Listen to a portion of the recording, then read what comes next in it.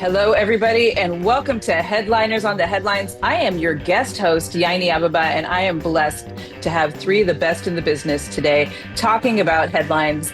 Let's start with Big Al Gonzales, Yes. Jann Karam, and Johnny Hey, everyone. Steele. Howdy. How are you guys doing? We're good. We're all Yeah. right. We're surviving, I think, right? Or I am. you know. Excellent. Yeah, I'm trying. Every day is trauma bonding, trauma bonding with the news. Yeah, I kind of tapped out for a week, and today I tapped back in, and then I wanted to tap back out again. So it's a lot of meditation, a lot of breathing. Good to see you. And it's good to see you too. It's been a long time since I've seen you. I wish I could hug you through the interwebs. It's been a very long time. I actually just talked about you for some reason. I can't remember why. Was it all bad? No, I hope it was bad. It was good. I was talking about you and your family and how they were part of the San Francisco, part of the fabric there with the jazz. There aren't many left in San Francisco now. So yeah, with your restaurant and the jazz club. So it's pretty awesome. Yeah. Well, yeah, I'm in Nashville. Where are you, Al? I'm in Texas. I'm in San Antonio. Texas. Yeah. And Johnny, where are you? Berkeley. Oh, lovely. Lovely. And Jan, you're in... I'm in Koreatown in Los Angeles, South Koreatown. It's a democracy here still. So not like Koreatown. We don't have to worry. Okay. It's a joke. I'm in North Koreatown. I'm in Tennessee. So are you in North? Okay, south. There's a South and a North Koreatown. I'm in Middle Tennessee. Oh, we're the blue dot in the red state. You're the blue dots. Yeah. So far, right? But I heard. Did you say last time that MAGA was moving in? Or somebody told me. MAGA's always been here. There's always been pretty much a balance. But they're moving in and changing the blue. They're trying to. Oh, they're trying. But they're trying everywhere, aren't they? Mm-hmm. So. That's true. Yeah. I watched the series finale of Handmaid's Tale last night, and I was like, wait, is this fiction? I don't know. But not in the Middle East. But I mean, speaking of democracy, blue dots, are you guys familiar with Rahm Emanuel? Yes. Former mayor of Chicago. He has been dissing the Democratic Party lately, and he claims that it's weak and woke. I don't see the problem with the word woke, but I guess some people have accepted the pejorative. He's considering running for president in 2028. Yeah. He says he wants to have a real debate, right? Yeah, I don't know. I personally think it's his ego. I mean, for me, it shows that Democratic Party insiders are out of touch. I don't know. What do you think is wrong with the Democratic Party right now? Are they weak and woke? Are they out of touch? Are they too inside? What do you think the problem is, Al? Well, I mean, just based on their numbers, I mean, I think it was Chuck Schumer who said Trump's numbers were at an 80-year low. No president has had a lower number. And then one of the reporters yelled out, yeah, but your numbers are at 17%. He goes, yeah, numbers come and go. So, yeah, Democrat numbers. Say it like this?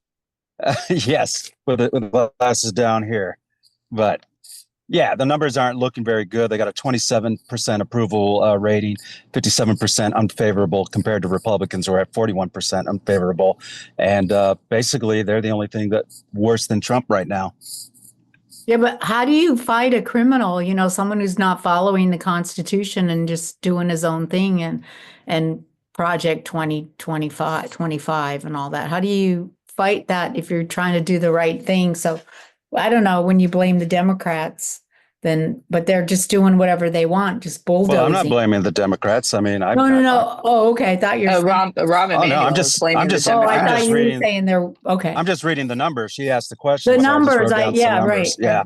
I mean, just looking at all the talk shows that are going on, from left talk shows to right talk shows. I mean, you look at all the Democratic politicians, they're all doing the the round on the the conservative talk show circuit, and they're looking for the liberal Joe Rogan. That's the new thing. What this month is the Dems are spending tens of millions of dollars pushing mega donors to help them find the liberal Joe Rogan. Well, here's a little wake up call. They had liberal Joe Rogan. They lost him, and not just him, but many liberal talk show hosts. Good friend of ours, Jimmy Dore, also who's still very much a progressive liberal, who also has left the Democratic Party. So they got a problem, not just with the Democrats, but just America in general, I think. Yeah, if I could weigh in, I mean, you almost have to go back to last summer. Am I on there? Can you hear me? Yeah. Yeah, Um, perfectly. I think that whole deal where it was pretty clear Biden had taken a hit cognitively, and the Dems kept lying, and it became so obvious, and it was so obvious to Bingo. everyone the night of that tragic debate. And so then they still denied it and still fiddled around. And meanwhile, they're talking about Trump is going to take away your democracy. But meanwhile, the Democrats weren't allowed to have a primary. So, in fact, the Democrats took our primary away. So had Biden done what I thought he was going to do in the very first time he was elected, 4.5 years ago, I thought he was going to run. Trump was crazy. It was mayhem. It was bedlam. Here's a staid, aged old man who's been in Washington forever. And he's going to come in and he's going to settle everything down and calm everything down and then step aside. And he didn't do that. And I was surprised that at that age he was going to run with that level of cognitive, apparently, problems. We all get older. And when you get older, it doesn't mean you're nuts all the time. But all of us wake up in the morning and our back hurts and we're irritable, or you didn't sleep well for 2 nights and you're forgetting stuff. So that's clearly what's going on. And when they did that, I thought, boy, it was big trouble. And then Kamala, love her or hate her, whatever, it doesn't matter, was not a favorite. She didn't have high favorability ratings as a vice president. So you lied about the president's health. You denied the Democrats a primary, which a primary is where you get to meet the candidates. They start hitting the turf in February, March, April, May, June. By the time the convention rolls around, you know who these people are and where they stand and how they comport themselves and whatnot. So that, I think, was the biggest problem. It looked like the Democrats had lied, which to some degree they might have. They denied everybody. So that's, Right. and that's where I think the big problem was. Were Biden healthy and a few years younger, I think they won. Had Biden said a year ago he was going to step down and turn it over to younger people, I think they could have won. But I think that was a huge tactical error. Oh, very much. Well, so. don't you think that, in a way, they did have the primary because they knew when they voted for Biden in the primary that Kamala was coming with them, right? And also, she only had 100 days to introduce herself to the country. Yeah, She That's had it. 4 And in my she opinion, had 4 years to introduce she herself had. to the country. She's the vice president. How many vice presidents have introduced themselves to the country? Mince words. She had 4 whole years. How many vice presidents introduced themselves to the country like that? In order to set up a campaign, unless they are running for president, which she wasn't. She was running again for vice president until the last 100 days. So we could give her some grace. She ran for president the previous mainstream media, election, and she didn't do well then. The She was the mainstream first one to media. drop out. I'm not dogging Kamala. I'm just saying she was put in an uncomfortable situation. Oh, totally. And had she run a primary and been the leading candidate, I think things would be different. But she was doing really well in the beginning, and then they changed the politics and they changed their talking points to go right. Yeah, those poll numbers, they said a lot of things, and they said Trump was going to lose the last couple times, and it didn't work out that way either. So, I don't even trust polling numbers anymore. But here's the thing. I used to be a Democrat. I was the delegate for the Democratic Party. I worked in Democratic politics. I am an independent. And part of it is because I feel the Democratic Party is tone deaf. And they have this order of whose turn it is. It's your turn now to do this. It's your turn to do that. And they're not listening to the people. They're listening to the inside of the DCCC. So Bernie and AOC, Bernie's an independent, but AOC is a Democrat, are running around getting way bigger crowds than Trump got. And they're resonating, their message is resonating with people. But the Democratic Party is putting in the establishment people. I mean, you're totally on point. I mean, if we go back to the first time that Trump ran, Bernie was getting bigger numbers than Hillary was in these rallies. As far as I was concerned, I mean, I was all in for Bernie at that point. I loved his message. I love what he was about. And his numbers were great. He was getting big numbers at the rallies, but they kept hiding him. They kept pushing him aside because, like you said, the anointed one, it was Hillary's turn. And in a recent interview on CNN, some of the Democratic pundits were talking about how basically the DNC basically selected the last three candidates. This was no primary. They selected it 3 years running. Yeah. Three elections running. And that's from pundits, Democratic pundits on CNN. And even with Bernie Sanders, who made, like I was talking about, they're making the rounds on some of these conservative talk shows. He was recently on Flagrant with Andrew Schultz, where he admitted, yes, the Democratic Party is a threat to democracy. What? I missed that. Yeah, Oh. go and look it up. It's on the Flagrant podcast with Andrew Schultz. I won't watch this podcast. He got him a gotcha moment and got him to admit that, yes, that the current Democratic Party is a threat to democracy. So that's out of Bernie Sanders' mouth, which is what caused the Democratic pundits to talk about it on CNN. Oh, wow. Yeah, but we've got some. I'm sorry, Johnny. Go ahead. Also, with a couple of things about Bernie, keep in mind, for 99% of his career, he wasn't a Democrat, didn't give a crap about the Democrats, and didn't raise money for Democrats. He hopped on the Democratic ticket when he saw an opportunity for national fame. I mean, let's keep in mind, the state he's from has about the population of Fresno and Bakersfield. So let's keep that in mind. Not lately. And the other thing is, who shows up to rallies to smoke pot and eat burritos are generally not the folks who register to vote in the largest numbers. The folks who register to vote in the largest numbers are, your 40 and up folks. And so that he did well at rallies, we'll never know for sure. We can speculate till the cows come home, but that he did well at rallies doesn't necessarily translate to who there's a revolutionary faction of the Bernie crowd that doesn't necessarily come out and vote. This is younger people. Younger people don't come out and vote. I felt like I was a younger person at that point. No longer, Al. And I was willing to vote for him. Yeah. But yeah, I mean, even Trump is polling so much better with younger people now. And I mean, it's insane how everything has changed so much. I mean, he's 4 points up. What do you all think about that nobody ever discusses, and then they go to, I'm not saying blame the Dems, which I said earlier, but I'm just saying, what about nobody ever brings up the fact, or is it a fact that he cheated? You know how he said, Pennsylvania, don't worry, we got it, and all that. And there are studies about that. Is no one really talks about it, but there are. Are you an election denier? Is that what you're saying? I think people are being really careful they're talking about it a lot in other countries. I think people in the US are being very, very careful because of the precedent that Trump set with his election denial. Right. And I think that people are I think that this is the thing. They don't want the thing about the Democrats and the people who are on the more liberal side, they don't want to be truthers and January 6ers. That's important to them. They don't want to look like that. So they tread very carefully. And they were like that in 2016 when they denied that Trump won it legally. When they said he was a Russian asset and that he is a Russian asset. Okay. Yeah, he's absolutely a Russian asset. So I mean, we're still going that direction. When Donald Trump has always taken the side of Putin, but lately he hasn't been taking the side of Putin. Right. And do you think this is a real rift between him and Putin? Do you guys think that he's really upset with what Putin's doing in Ukraine? Or do you think this is a smokescreen for something else?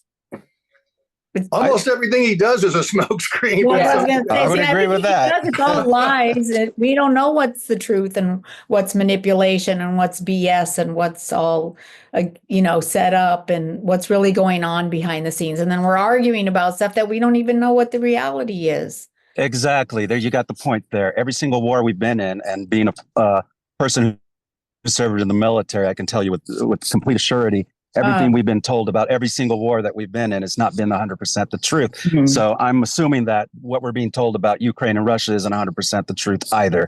And I've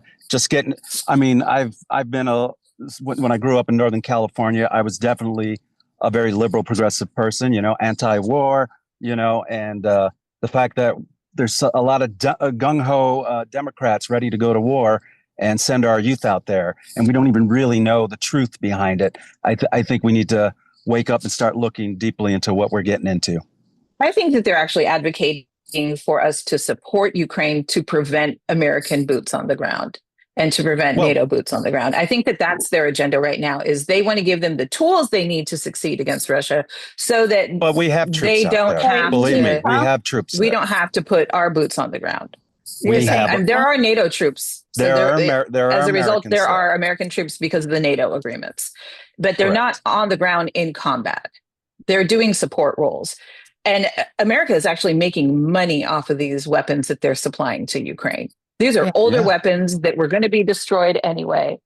And so I think they're doing this to prevent Americans from putting boots on the ground. I don't think they're wanting to, the Democrats who are advocating for us to give more support to Ukraine and the Europeans, members of NATO, basically NATO members. I think there are a group of politicians, Democratic and Republican, that are warmongers because it makes them money. I agree. Oh yeah. And I think with Trump, I think he's disappointed. I don't think he's actually upset with Putin. He probably does have a good relationship with him, but mainly I think he's just disappointed. I really think he thought that he was going to solve this all within 100 days. Then it didn't happen, and now he's got to realize politics is more than just bravado and big words. Well, I don't think he's going to realize that, though. It's going to be business as usual with him. He doesn't have. I'm okay with the fact that he doesn't want to go to war, so I'm going to lean in on that. That's a good thing, in my opinion. That part. Well, what about that he's threatened action against Greenland and hinted that he'd be willing to take it against Canada and Panama? Like that's being a warmonger in some way, isn't it? Yeah. I don't think he said he's going to invade it in that sense. No. Didn't he say? I thought he said that at one point. I thought he said it about Greenland. He didn't say it about Canada, and he's hinted it at Panama. Something's going on with Panama. I don't know what it is, so we don't even I know. guess that's for another show. But yeah, we don't have the access that we used to in Panama, and China is going to get that role soon, and so that's not good for America or other countries. So America wants back in. So it's just, again, it's political. That was ours. It's no longer ours. And the Panamanians want to give it to the Chinese, and that may be bad for us in the future. So, yeah, I mean, Democrat or Republican, that's something we should be concerned about. I don't know about going to war, but we definitely need to start working with Panama, or we're going to be working with the Chinese. Yeah, I mean, I'm noticing that the Chinese are working with a lot of people. Oh, yeah. My family in Ethiopia has told me that China has basically helped them completely upgrade their infrastructure. And right now, the capital of Ethiopia, they're trying to make it the Dubai of East Africa with the help of China. So China's investing heavily in Africa, which is probably the richest continent on the planet, even though the people are the poorest. And they're looking at the resources, and they're looking at the relationships that they can build with these countries instead of looking at them as something to exploit. And I think that African nations are down with that. And so they're going to become beholden to China when those loans to improve the infrastructure are due. So yeah, I think that's a lack of foresight on decades of American leadership. So we against Israel. Oh, sorry, Johnny, go ahead. Go ahead. No, just that they're even standing up to Netanyahu and saying, let the aid trucks in, and recently, right? So China, standing up to Netanyahu. Yeah, China actually, my cat has decided to have Zoomies while we're doing this. I saw so, I mean, this is usually her nap time, but but yeah, so I know that I saw a video that said that it was China dropping relief packs into Gaza, and that they also made a statement that that there needed to be a ceasefire. Did we lose Al? I know, that's what I was just like. I got distracted. Okay, maybe. So go ahead. Oh yeah, they needed to do a ceasefire. Yeah, which is upsetting Trump for China getting involved and then going against the support of Israel for Gaza, that China's doing that. Since Al seems to be gone for a moment, I was going to comment on something he said about, the Chinese and the Panama Canal. We live in this complacent world where we don't realize sometimes how incredibly important these things are. And you remember just a few years ago when a ship ran aground in the Suez Canal and everything went bonkers. And, I didn't know a lot about the Suez Canal, and I went and read about it and how much stuff comes through there and what happens if it's closed for a few days and all the tension about who's going to try to, rebels are going to come in there and attack ships and everything. So I became a little more aware about how important, how much of our stuff is made elsewhere and how much raw materials we ship one way and how many finished products come through those canals. And you remember that? It was a few years ago. The Suez, a ship jackknife stuck in the sand for a few days. Yeah. Blocked up traffic for quite some time. Yeah. That was a disaster. Yeah, it was I a mess. missed that one. Yeah, sorry. But I'm going to nerd out. My phone timed out because it's 100 degrees in the car that I'm sitting in. So why are you sitting in a car in 100 degrees? Because with a puff coat on. You're out running in air. I know. Are you okay, Al? What's going I'm on? very okay. No, I work at a veterinary clinic, and I'm taking my lunch right now. Okay. Wait, what do you do? Are you a vet tech? Yeah, I'm a vet tech. I took a late lunch. Are you an RVT or? Hey, there's a cutie little dog there. Are you an RVT or just regular vet tech? I'm a non-licensed vet tech. Okay. Just because there's nobody wants to do any jobs anymore. So my friend's he's a here's a friend for yours, Johnny. Oh no, I know, that's sweetie. I know it's our last thing we're going to talk about on the thing. It said about dogs, but yeah. I work with dogs. I work with them here. My friend's the manager of the vet clinic, and he met me when I was doing comedy, and he asked me if I would come in and help out. And so I come in 3 days a week, work 10 hours a day. And I work here at the clinic, and I've learned every job in the clinic. And our doctor, because our doctor's licensed, we're allowed to do certain things. We're not allowed to do all things, but there's certain things that I'm allowed to do. And as long as the doctor's there to watch over it. And I'm getting a crash course in animal veterinary sciences. So it's so fun. We do a lot of rescue animals. Nice. Unfortunately, this part of Texas, what part?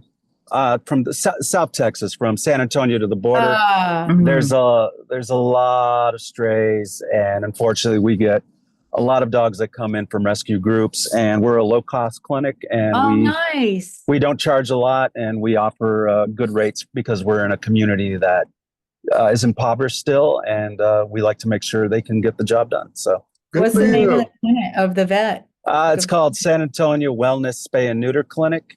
So you do a lot of TNR and free spay neuter or low we do all of that and a lot of preventative care and dental and such, and we get to see everybody in with their dogs, and just like that question. Cats too, cats and dogs only. What's the weirdest animal that you've gotten to take care of? The weirdest animal? Well, the one animal you're like, I never thought I'd ever be able to do a medical procedure or support this animal. There's every variation of Chihuahua out here. It's insane. Apparently, we know Chihuahuas are weird. I got one on my couch. So. I understand why Chihuahuas are the Mexican dog, because they're very much like Mexican men. They will pretty much sleep with anything. So, hold on a second, Nick. I think corgis are a good second. I had a corgi growing up, and that corgi knocked up a few pit bulls. Oh my god! And some hippie in the Haight-Ashbury's wolf. So Nick has taken exception, and he wants to retort to. He's so cute. I said what I said, Nick. I said what I said. He says, I don't care if you are a serviceman. I'm taking you down. Oh my God! So you're on your lunch break in a hot car, but don't have a dog with you in there because you have water with you, though, right? Oh yeah, my dog's at home. Good. And I have a dog. I don't have a child. I've never had children, but I've had 3 dogs in my life. Well, that brings us to this topic then. Let's talk about this now. Perfect. Experts are saying that dogs are replacing babies in countries with declining birth rates. And why do you think more people are choosing pet ownership over parenthood? I mean, for me, I don't have any kids. And it's great because my friends will be like, oh, these kids said, I'm like, girl, I'm going to Paris for 4 days. I'll see you later. I got someone to watch my dog. Bye. Yeah. Right. I just need a pet. Do any of us have kids? I don't. I don't. Nobody. Nobody. I don't. I think we're all Gen X, right? From what I remember. Yeah. Yeah, barely. I'm at the end of the. I'm at the end of the boomers. But I tell you, and you guys all gals were probably in the same boat. I sort of hit the comedy trail in San Francisco in the mid 80s. I dropped out of grad school and I raced home to do it. And I was working solidly for 15 years. And I worked with the Improv and all their clubs all across the country. I was out 2 weeks, sometimes 3 weeks a month, sometimes doing 25 shows a week. Anybody ever worked the Improv in Vegas? 21 shows plus 3 media appearances. Yeah. And it was, and as you know, this is an industry where when you're in your prime, when you're in your 20s, 30s, and maybe early 40s, you've got to work.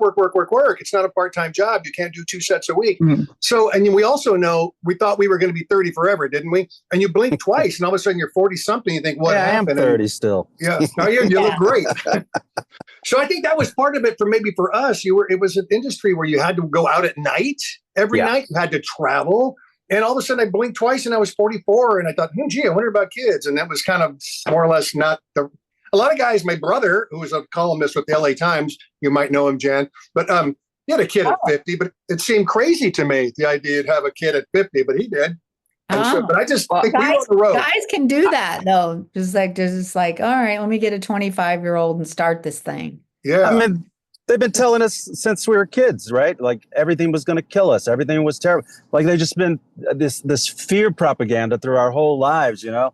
The world's coming to an end. Yeah, the world's coming to the end. The polar ice caps are melting. We're all going to die. Nuclear war. Eventually. What was the last one? Y2K, 2012. Like every disaster was coming our way. I mean, who would want to have children when you think the world's going to end in 2 years? Yeah, well, it is pretty much war everywhere, right? It's like, let's just solve things with war. Yeah, I mean, you look at some of the most war-torn countries and they have more kids than Americans have.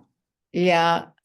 Right. Well, the other thing is the cost. None of us had insurance, probably. I mean, I bought insurance because I do some investing and I had to have insurance. But I will say this, Al knows this. Dog vet bills are crazy in California. In San Francisco Bay Area, they're insane. Dentals are like $2,000 to have like one cleaning and extractions and a couple of blood tests. Oh, yeah, my cat ate a tulip and I spent $1,200 to find out she's fine. Oh my God. Oh my gosh. Yeah. $1,500 on teeth. Just today, somebody spent. Oh, I did that with Pablo. He had some teeth that needed to be extracted and it was a cleaning and extraction. It was like $1,200. Right. Mm-hmm. I recently was changing insurance and they said, do you want to pony up for some dental? And I said, well, not for me, but do you have any for my dog? Because really, I mean, I could put it off or something, but he's got to go in when he needs. And I was right. It's $1,500, $2,000. I paid $25. I had two Chihuahua mixes a few years ago. They go in, it's a minimum of $800 just for all this and that. But we'll call you. They call you. Juju needs 3 extractions and 1 gum thing. Bosco needs another. So you bring your dogs in at 10 in the morning and you pick up, and this is no lie, it was something like $3,600 for 2 Chihuahuas like 6-7 years ago. Oh, wow. But it's so much cheaper than kids. Yeah, I was amazed. I was amazed when I moved here to Nashville how much cheaper it is. Oh, yeah. For pet services. And so I would take my dog in for his annual and they're like $100. I'm like, that's it? And they're like, yeah, did you want to give us more? And I'm like, no, but wait, for everything? It's like, I'm going to get out of here before you guys realize. Yeah. You got to bump up your prices. That's crazy. That's the overregulation in California. That's, I mean, even in Texas, it's pretty cheap. Everything's kind of cheap, or affordable. It's changed drastically since all the Californians moved here. I got here way before Joe Rogan brought the crew over here. But, I mean, go up at his club? Are you going up at his club? I've went there a couple times, but I'm pretty busy on my own. I headline every weekend, and Texas is a huge state. I mean, you can tour here all year and never hit the same club. Yeah. Wow. So, I mean, it's wonderful. And again, you guys are bringing up numbers, and I think one of the most interesting things I heard at the clinic the other day was this mother came in with her son and had their dogs. And when he heard how much was being paid, he laughed and looked at me. He goes, my mother has spent more on the dogs than she has ever spent on me for medical. Yeah. And so like when we're talking about children, I mean, it's It's not the Yeah. money, because the amount of money that people who own dogs are spending is ridiculous. Yeah. So is it the money? Yeah. I don't think it's the money. I think it's this No. cultural arrested development that we've been going through, where we Yeah. can prolong our childhood, right? I don't know. The marketing geniuses that are out there have figured out a way to keep us children for the rest of our lives by offering us everything that we've ever wanted, right? And we can still be children. Like, children don't even go trick-or-treating anymore, but the adults do. Yeah, that's Well, true. I but don't know. Where I it's live here in oh, Nashville, it's very family oriented, Right. to the point where I've had to have conversations with my friends who have children to say, I am not compromising myself for your children. I'm not Yeah. changing my plans because you have kids. I didn't get you pregnant. Like, I have actually had those conversations with people. And I think in Tennessee, everything's very family oriented. Everything's about the kids, the after school activities, the this and that, all the things that they don't understand someone who doesn't have kids. Yeah. And I almost feel like I dodged a bullet by not having kids, because I have way more freedom than my friends who have children. The answer is always no. They can't do it because of the kids. And they're Yeah. always burnt out because of the kids. And they're always sacrificing their joy because of the kids. They love their children. I love their children, but they don't understand when someone without children says, I'm not doing that. And they're like, well, we have to do it because the kids. I said, they're your kids. Yeah. I'm going to go do what I want to do because I That's don't why have kids. I don't want to have kids. I want to get out of all those after school things and a soccer game. And it's just, oh my God, Well- are you kidding me? When people tell me they're going places, they're doing those activities, I'm like, better Yeah. you than me there, but by the grace of God. I got to commend the comedians who do have children. Like, I was on Mhm. tour for many years and still work with them, Steve Trevino. And he has 2 kids. He recently had a daughter, but he moved to Texas because he didn't want to raise his kids in LA. And he's like, there's no way I want to raise my Yeah. kids here. So he moved back to his homeland here in Texas. And that man does everything he can to make sure that he's there for his children. And he loves his children. He talks about his Yeah. children. And there's a lot of that, just like Yayne's saying, Texas is very family oriented too. And, it's a different kind of freedom. Yeah, you give up certain things, but us as single people without children, we kind of gave up certain things too. Yeah. I mean, there's I time. didn't give up my trip to Paris. I didn't able to do that without finding anyone. They watched my pets, not my kids, and that's easier. You just pop in once a day and feed them and take them out to poop. It's great. Yeah. Yeah. One I mean, big it's definitely- advantage is you don't have to leave money to anybody. I got a couple of friends and they're like going to Costco to get burritos. And I'd say, well, you own a house for $2 million in the city and you've got all these, well, I got 4 kids. I got to leave them some. And I just realized at this age, I have to start eating into my money before I die. I don't know who am I going to leave it to? For Al's, maybe some to Al's shelter, but Yeah. Yeah.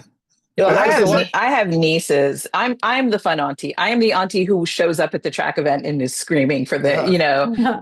for the girls. I have my niece, my 6-year-old niece with me for the summer. Yeah, I always Um, remember you talking about your family and your nieces and your nephews since I've met Yeah, you. we're straight up, it takes a village kind of family. So I've helped raise children, Oh, but I've also been able to tap out when I wanted to, and the parent Right. hasn't, So here's a question to all of you, because I have you lost friends? I don't mean that they don't like you. It's just when they start to have kids, their lives change so much. And just calling your friend and saying you've got 2 tickets to a concert at the Fox Theater in Oakland tonight, that's over. They can't do that. Yeah. And they can only go, they had called me and say, hey, do you want to go to Disneyland with the family? When you going? Oh, July. It's 100 degrees. There's 1 million people there. No, I'm going on Yeah. November 8th when no one's there and it's drizzling, And Right. so you don't travel in the same circles that much anymore. And then they find new kids at preschool and Lamaze class, this and whatever. And so I've lost most of my friends. I wouldn't say I've lost them, but They it's have hard a- to keep that relationship the they same. have a new community. Yeah, New exactly. community. I Yeah. just hung out with some comedy friends of mine who have kids, and we went to the UFL football game to go watch the local Brahmas team. And he brought his kids, and we just hung out. A lot of Yeah. times, just me hanging out with them and their kids, and That's Mhm. nice. it's fun. It's Yeah. like you learn how to adjust. I mean, Yeah. I didn't want kids. My ex-wife didn't want kids. She lives in your neck of the woods, Yanni. She moved to Memphis, and yeah, that's what Jane was telling me. yeah, she Ah. took our dogs, and I haven't been able to go out and see them, but I got my own dog now to replace the old dogs, and I miss my two little puppies. But that was a lot easier than splitting two children. I'll tell you that. Oh yeah. Yeah.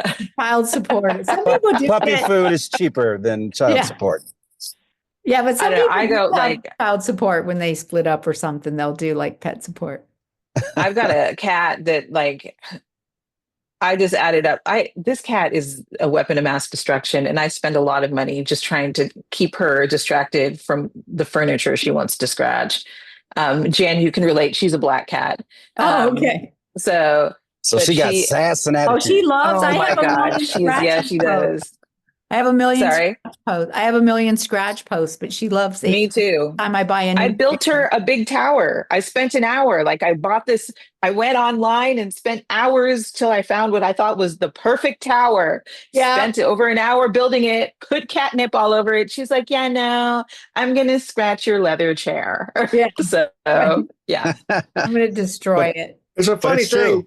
We had all these other topics, and we just got, we're all not boring through newspapers every day. So we had this comment or that comment, and as soon as you get to pets and and cats and dogs, we spend more time on this with more energy than Yeah. everything else Yeah. combined. 'Cause that other stuff is like such like a, like a going down quicksand or something. Yeah. That thing that you spend. All right. Well, let me kill your high. high, Johnny. Well, Let's talk about but just to end on SpaceX. that, to Okay. end on that, Yayne, we just proved why people love their dogs more than children, and this is why, because it's just we love them. They don't fight back. Mhm. They don't yell at us. They don't tell us Unconditional love. Oh, my Yeah. dog does. They're not waiting for us to die to take the will. So Oh, my dog is. Yeah, no. Pablo yells at me if I'm away out of town for too long. When I come back, he pees on my foot, and I full on think he's expecting to inherit everything. Yeah. So, Yeah. I don't know.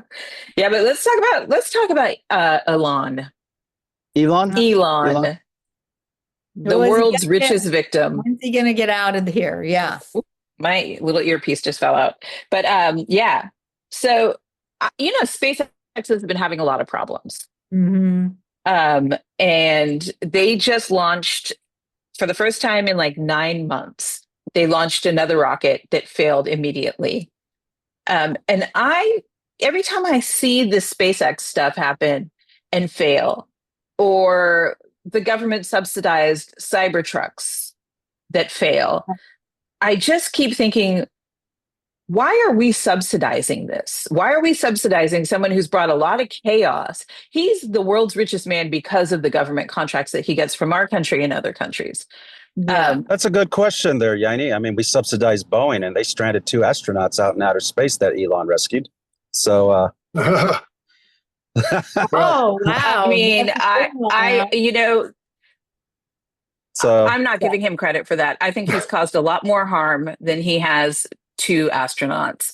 I mean, what he's done with USAID just so he could stop the investigations against him what has he done? is estimated to kill 25 million people in the next 10 years. It's estimated that him gutting USAID, which is what he did when he jumped in with Doge, is going to cause the death of 25 million people globally. And how does that happen? From Yeah. what? There are people what? dying of starvation right now because they cut the funding.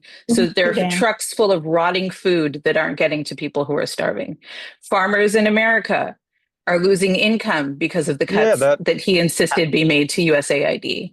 It has overwhelming, devastating effects, not just to poor people in third world countries, but to people who have contracts with the government to provide that food to those people. Part of our Peace Through Strength was that USAID program and relationship building. He was being investigated by USAID. Yes. And that's the first thing he went for. He went through for the agencies that were investigating him. Those were the first that Doge cut. And that's great that he brought those 2 astronauts back. I'm glad that they're back and they're safe. But 25 million people dying, 83,000 veterans losing jobs and veteran services being cut. The suicide prevention line for veterans being cut. I'm not really sure why. I've heard many theories about it. One was that they didn't want LGBTQAI plus veterans to get services, so they just cut it to everybody. I don't know if that's true, but I don't I know. think I mean, we that got what he did me and with my boys Doge got great. is Cuts to FDA, is the devastating. plane crashes, right? Cuts to FDA and the plane. The FAA, yeah, the the FDA FAA cuts. Yeah, the Yeah. FAA has been running on a deficit for a long time. Again, so I mean, it's something Yeah, that but needed to be. they It needs to be there was a- updated. It needs I to be think They didn't updated. need, you can't mean, take a weed whacker without analyzing. He didn't analyze anything. He just cut.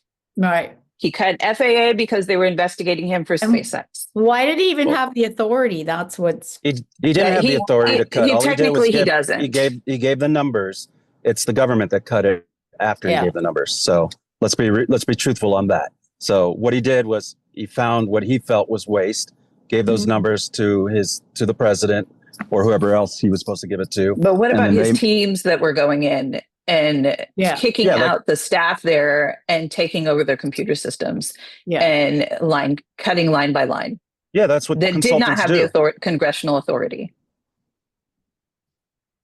And Yeah. are they going to be able to give all those jobs back and reemploy those people and Well, some of them they've had to because they realize that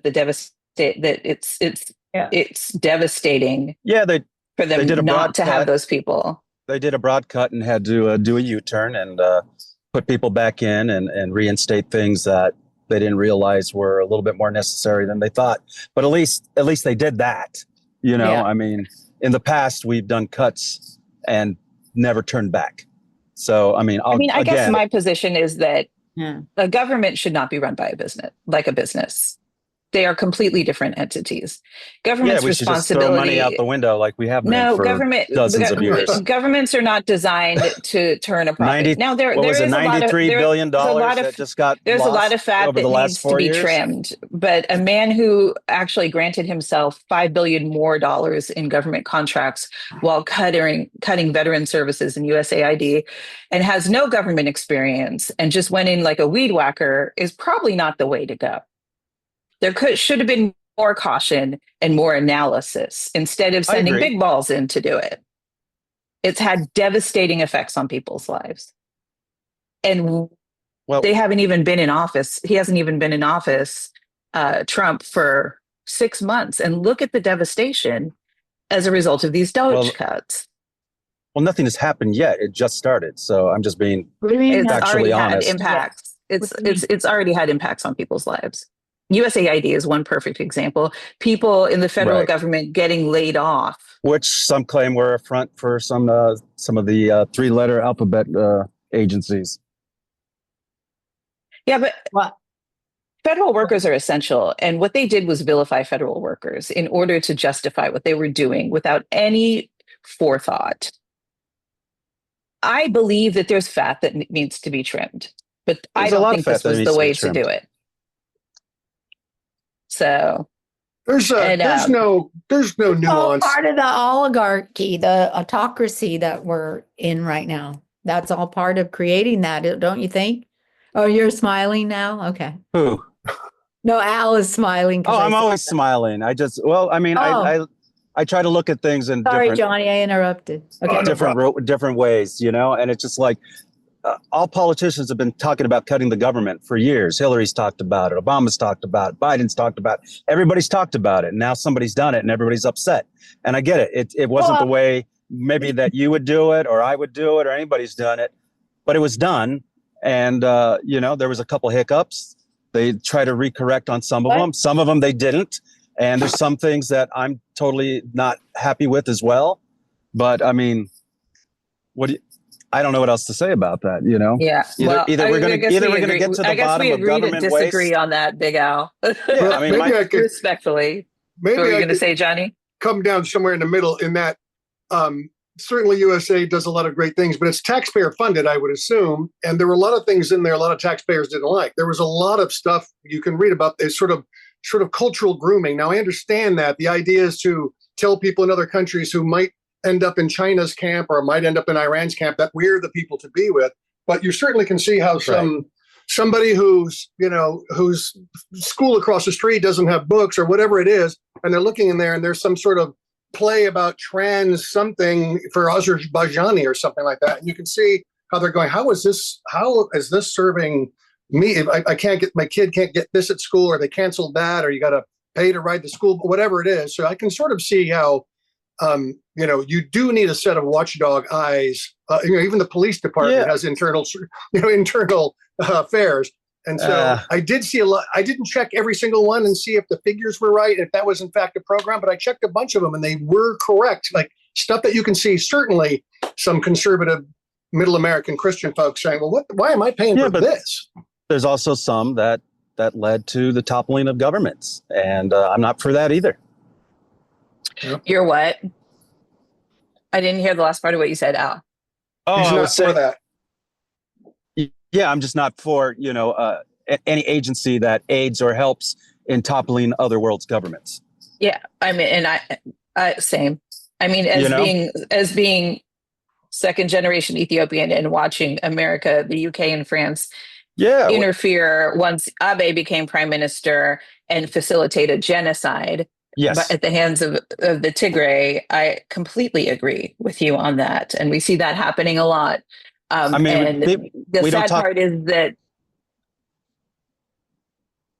they do it to keep things cheaper for us. Do you know what I mean? No, totally. And, I remember watching an interview with Geldof about the USA for Africa. And one of the points he was very disappointed about was all that aid that they gave him ended up being used, in a bad way. He was unhappy with how some of the, I don't want to use the word warlords, but the people who took charge in that area used some of that aid, Yeah, but there's a lot of different reasons why those warlords had access. It wasn't just the governments just going, here's this stuff, warlords. A lot of it was taken by violence. That's what I'm saying. I didn't want to misspeak because I know you probably know more about it than I do. But I mean, and speaking of our relationships with foreign countries, our State Department right now, led by Marco Rubio, he just announced that he's going to impose visa restrictions for foreigners complicit in censoring Americans. So he's going after I guess I can't say the word after anymore. After he is going after foreign students that, like he has been, that post things that he deems anti-American or anti-Semitic. Mm-hmm. And I don't know how I feel about that.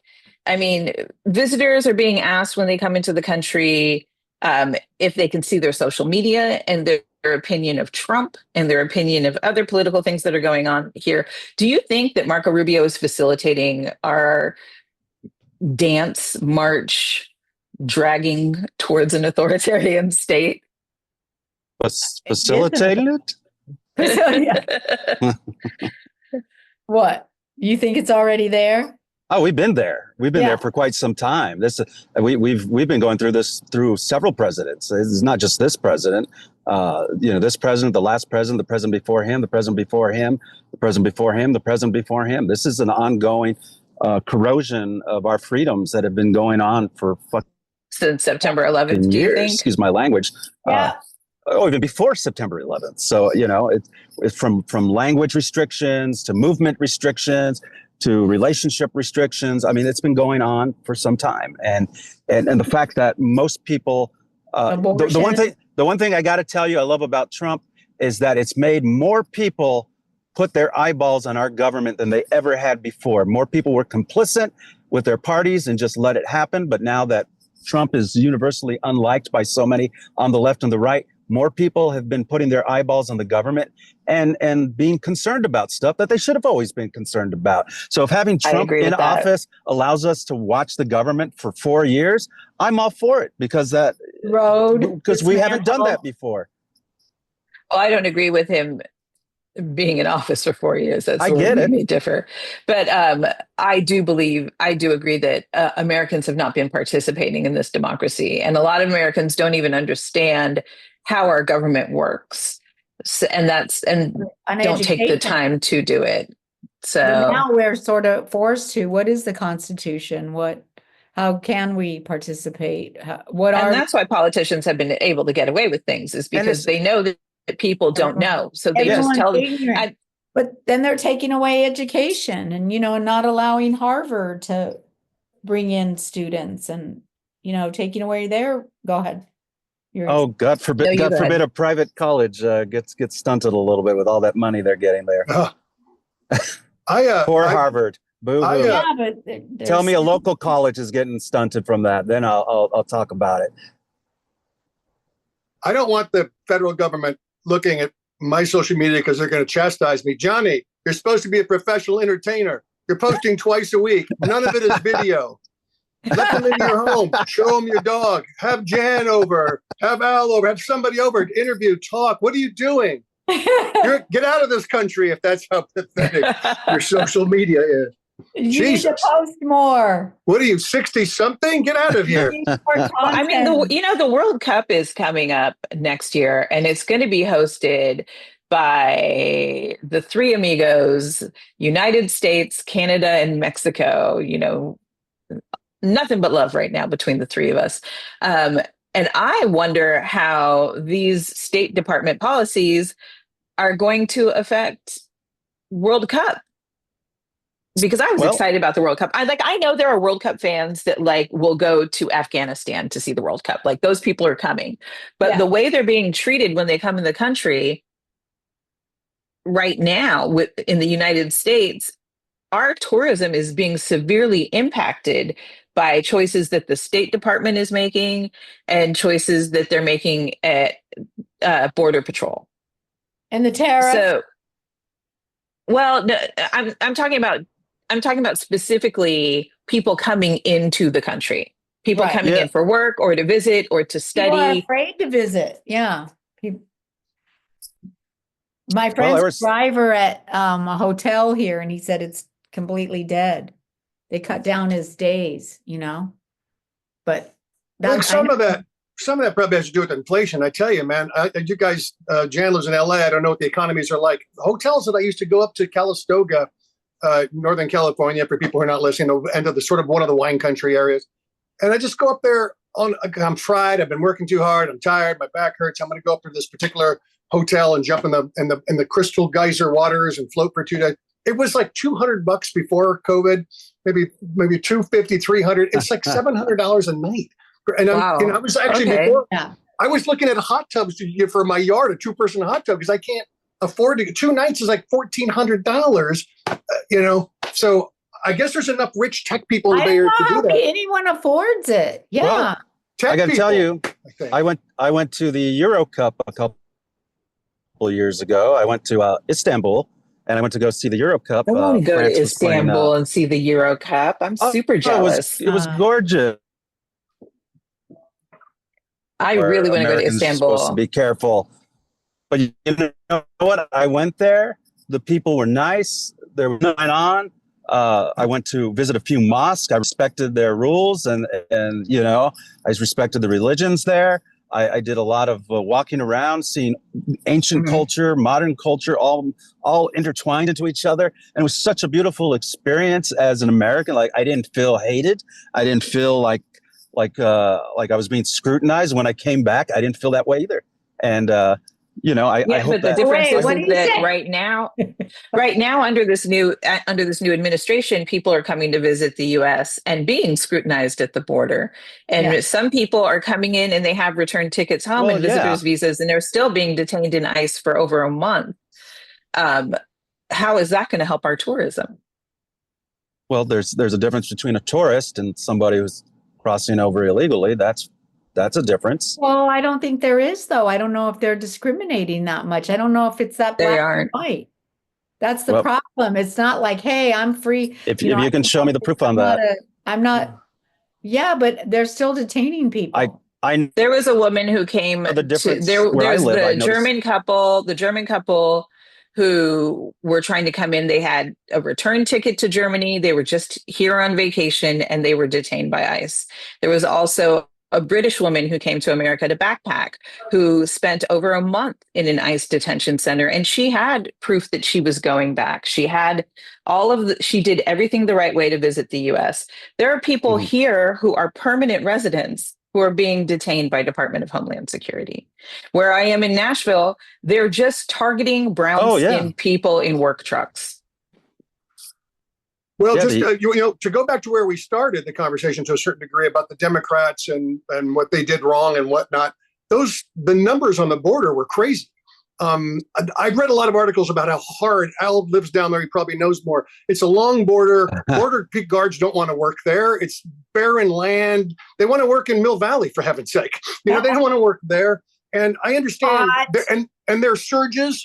People aren't coming, then they're coming in surges. And how do you prepare for that? But still, the border was so wide open, and I think that was among most centrist and conservative voters, number one or number two. Oh yeah, Johnny, I got to tell you, as somebody who lives here and is a comic, and my job is to, riddle the truth with comedy. I remember watching the news, and they're saying that it's not happening. I'm like, what do you mean it's not happening? I can tell you where the detention center is right there, and it's just. They covered it up with bushes and covering so that nobody can see the thousands of people that were being put there. I was seeing the caravans of thousands of cars going up and down the freeway in the middle of the night. I got solicited for a job from a comedy friend of mine who he said, hey, they're offering $25 an hour. You should think about it. And it was to drive illegals all around the country, for $25 an hour. And I looked into it. It's like, yeah, that sounds illegal. I don't want to be a part of that. Wait, and the government was doing that? Yeah, the government is paying the NGOs. Yes, the government paid NGOs to do this. I have a friend who drove a bus for a winery company. He would do winery tours. His company got money from an NGO that was owned by a former CIA head. I can't remember his name off the top right now, but he owned this company that was paying local bus drivers to take people to and from the border all across the country. He was making $300 a trip. The bus was making $5,000 a trip, and I forgot the name of the sandwich company. What's that? When was that? Over the last 4 years. Oh, okay. I'm just telling you from my point of view, from living here. Like, I saw it firsthand. I was on planes leaving San Antonio on a regular to travel around the country to do comedy. And I'm sitting in there with 50 to 100 plus people that are being bored at the very end with their manila envelopes and their clear backpacks, who are coughing and look like, with their masks on still, with their free phones and their touristy outfits that got bought for them. And I'm like, where are they going? They're just being walked through. People saying that didn't happen. I saw it. It was happening. They were being walked through into our airport. Well, you and I are being scrutinized at the airport. So again, it's just, this is what people were being told wasn't happening, and it was happening. And again, I'm not advocating one way or the other, but for 4 years plus, we have been lied to by the media and our government. And you want to talk about the first topic we were talking about, the Democrats losing popularity. This is why. Because Al, you know where it was, Al? Can I tell you where I think Kamala lost? She was on a news show. They asked her, was there anything you would do differently?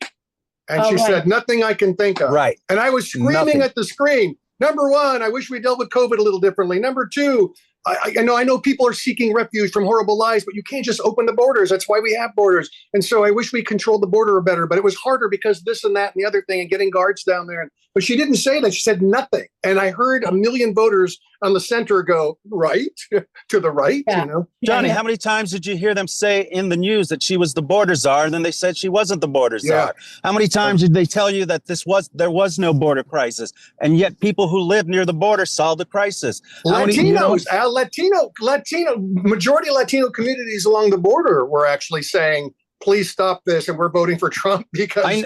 I know a lady specifically who literally lives on the Rio Grande. Yeah. Her house is on the Rio Grande. Her mother has helped people cross through because they would come through anyway, so she would help.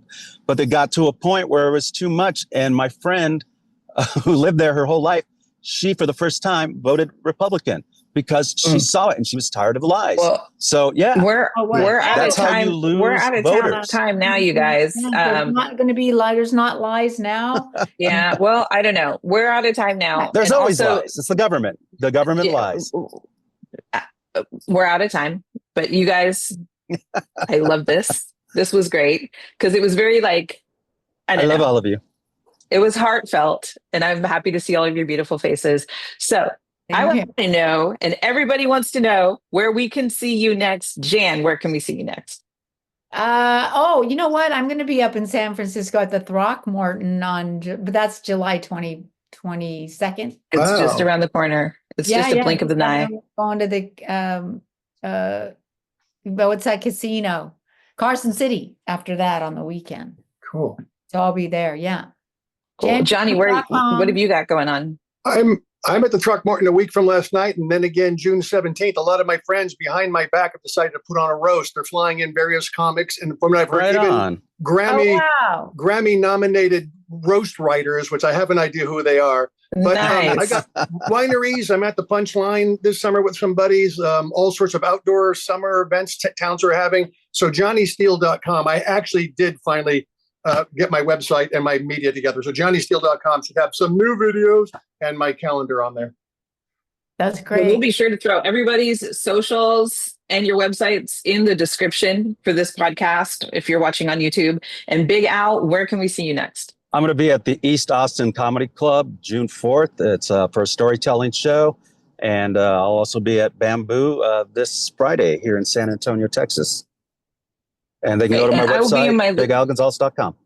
Yeah, Big Al, this is my homie. We may not agree politically, but this is my homie. Yeah. I'm so happy to have done this show with you guys never today. stopped us from being friends. All right, show us your Thank you pets. so much, you guys. Jann Karam, Johnny Steele, Big Al Gonzales. Thank you so much for your time. I love and appreciate all of you. And what is your dog's name? Nick? Johnny? Nick. Nick. Good meeting you, And Nick. Nick. Don't take it offense. He's the cutest. I mean, not as cute as Pablo, but he's almost there. Hey, if you guys are watching this on YouTube, please don't forget, subscribe, hit that thumbs up, comment, be nice. Yeah. And hit the notification bell. I'm Yayne Abeba in for Brian Copeland for Headliners on the Headlines. Thank you for watching.